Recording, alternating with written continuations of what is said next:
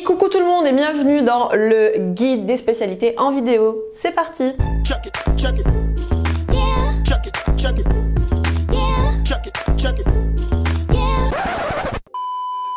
Hey, coucou tout le monde, j'espère que vous allez bien. Bienvenue dans le guide des spécialités en vidéo. J'espère vraiment que cette série de vidéos va beaucoup vous plaire, que vous allez la partager à fond à tous vos amis parce que c'est trop cool et beaucoup de personnes ont aidé à la conception de cette série de vidéos. Tous mes amis que j'ai contactés, je vais les remercier à chaque fois, à chaque début de vidéo. Ils ont pris le temps de me donner des réponses bien vraiment détaillées, de m'expliquer tous les détails de leur spécialité, les avantages et les inconvénients. Donc beaucoup de personnes ont contribué à la création de ce guide en vidéo. Pour leur faire honneur, il faut beaucoup liker, beaucoup partager et les remercier en commentaire.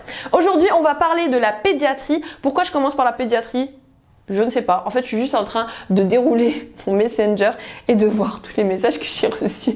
On va commencer par la pédiatrie aujourd'hui. Alors, pour la pédiatrie, je remercie le docteur Sadeg et le docteur Kiran. Ce sont mes deux potes qui ont bien voulu me donner leur avis.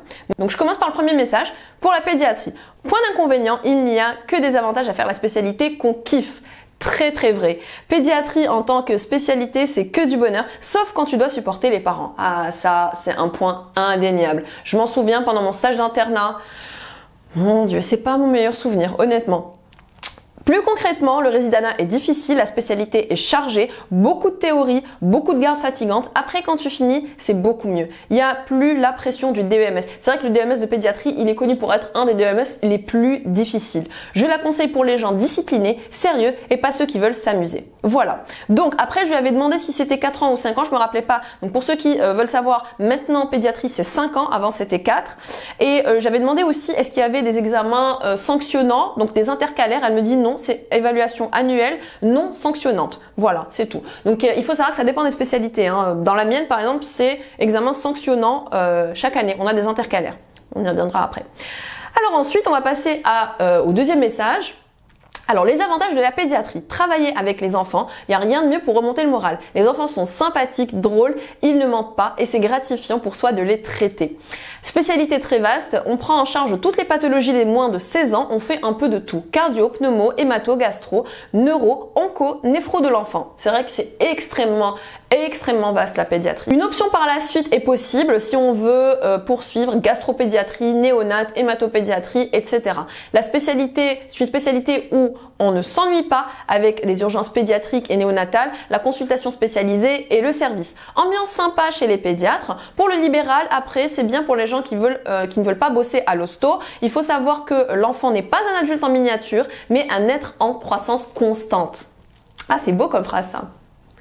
PS, pour les femmes, c'est une spécialité recherchée sur le marché du mariage, ça peut toujours servir. Mon pote est très drôle. Inconvénient, alors actuellement c'est 5 ans comme on l'a dit juste avant, à partir de cette année 1 an de néonate et 6 mois d'oncologie. Le reste ce sera de la pédiatrie. Comme j'ai dit plus haut, c'est une spécialité vaste, alors il faut beaucoup bosser et étudier. Si tu n'aimes pas les enfants, ce n'est pas fait pour toi. On a souvent affaire à des parents paniqués qu'il faut gérer. Comme quoi voilà, c'est deux personnes totalement différentes de pédiatres mais qui énumèrent les mêmes points. Les parents, le fait de beaucoup étudier, le fait que ça soit vaste. Voilà, les enfants crient tout le temps, il faut supporter ça. C'est vrai que si on n'a pas la patience, c'est pas fait pour vous. Les gardes sont un peu fatigantes, ça dégue. Un peu fatigante. Une moyenne de 4 à 5 gardes par mois. Je finirai par dire, il n'y a rien de plus gratifiant que de voir le sourire d'un enfant guéri. Voilà. Après, il me dit, il y a l'influence. Bref.